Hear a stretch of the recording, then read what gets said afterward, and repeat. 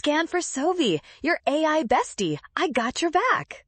Economics questions about production can be tricky, but we will find the fixed input for these leather boots in just 3 simple, fast steps.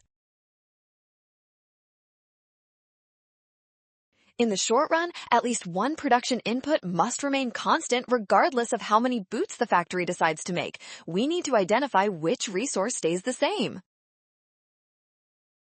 Industrial sewing machines represent capital equipment that cannot be easily increased or decreased overnight. This makes them a fixed input because the quantity does not change as output levels fluctuate. In contrast, raw materials like leather and thread are variable inputs because you buy more as you produce more. That makes option A our winner. Well done! Scan the code. You can learn better with Sovi. Avoid the rush and watch signs. Trust given data and check your steps.